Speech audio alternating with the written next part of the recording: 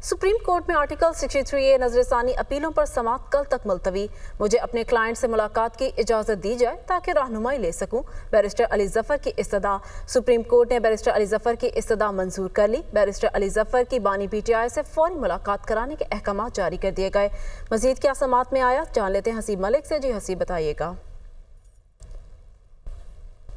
देखें, ये 63A की तशरीह के ख़िलाफ़ जो नज़रसानी की अपीलें थीं उसके ऊपर ये समाअत हुई है। समाअत को कल तक मुलतवी कर दिया गया है, लेकिन जो बानी PTI को रिप्रेजेंट कर रहे थे बैरिस्टर अली जफ़र, उनकी तरफ से दलाइल के आगाज़ के अंदर ये मौक़िफ़ इख्तियार किया गया था कि बेसिकली आज 2 एप्लीकेशंस जो हैं वो दायर की थी, लेकिन उन्हें रिसीव नहीं किया गया, जिसके ऊपर चीफ जस्टिस की तरफ से ये कहा कि आप यहाँ पे जो है ज़बानी हमें बता सकते हैं, वो बता दें। तो उसके ऊपर अली जफ़र की जानिब से बताया गया, एक तो ये कि वो अपने क्लाइंट से मुलाकात करना चाहते हैं ताकि इसके ऊपर कानूनी और आइनी जो गुफ्तगू है, मामलात हैं, मुशावरत है, वो मैं कर सकूं। दूसरा उनकी तरफ से एक और जो था वो बेंच के हवाले से था कि जो है वो बेंच के ऊपर उनकी तरफ से एतराज़ उठाया गया था। समाअत का आगाज़ हुआ तो समाअत के आगाज़ में रजिस्ट्रार की तरफ से, जो कि गुज़िश्ता रोज़ चीफ जस्टिस की तरफ से अहकाम जारी किए गए थे, रजिस्ट्रार जो है वो बताएँ कि ये जो आर्टिकल 63A की जो तशरीह से मुतालिक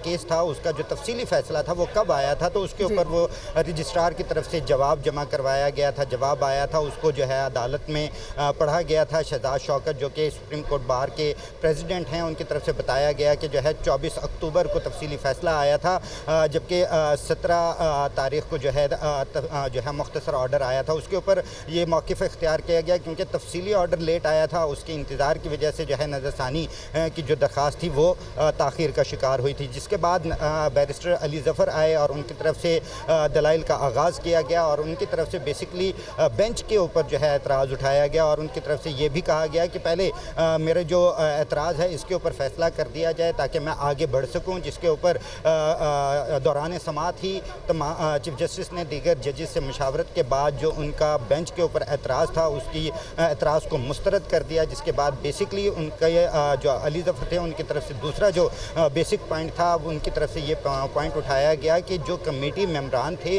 वही इस बेंच का हिस्सा हैं, तो वो कैसे जो है ये फ़ैसला कर सकते हैं कि बेंच कानूनी है या गैर कानूनी है। तो ये उनकी तरफ से कुछ सवालात उठाए गए थे और बाद में एंड में समाअत के अख्तिताम पर उनकी तरफ से इस्तदा की गई थी कि वो अदालत उन्हें जो है उनकी इस्तदा मंजूर करे कि वो अपने क्लाइंट से मिल सकें। जिसके ऊपर अदालत ने additional attorney general Aamir Rahman को हिदायत की है कि वो फौरी तौर पर कोशिश करके आज रात को ही जो बैरिस्टर अली जफ़र हैं उनकी मुलाकात अरेंज करवाएं और उनकी मुलाकात करवाएं और समाअत को कल तक मुलतवी कर दिया गया है। इख्तिताम पर फ़ारूक एच नाइक जो हैं वो रोस्ट्रम पर आए थे और उनकी तरफ से जो कि कल भी एक ये सवाल उठाया गया था कि बरतानिया, कनाडा, इंडिया और जो अमेरिका है उनकी पार्लिमान में क्या तरीक़ाकार है, उसके ऊपर उनकी तरफ से बताया गया कि दुनिया भर में जो है जब फ्लोर क्रॉसिंग होती है तो फ्लोर क्रॉसिंग में जो है डी सीट तो होता है कैंडिडेट, लेकिन उसका जो वोट है वो लाजमी काउंट होता है। और उसके साथ साथ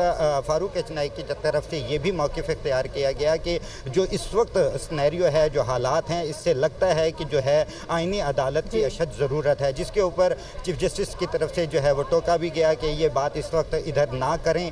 जिसके बाद अभी फ़िलहाल समाअत को कल तक मुलतवी किया गया है। बेसिक जो है अली जफ़र को टाइम दिया गया है क्योंकि उनकी तरफ से एक और पॉइंट भी उठाया गया था। फिलहाल समाअत को कल तक मुलतवी किया गया है। हसीब मलिक अपडेट कर रहे थे, बहुत शुक्रिया।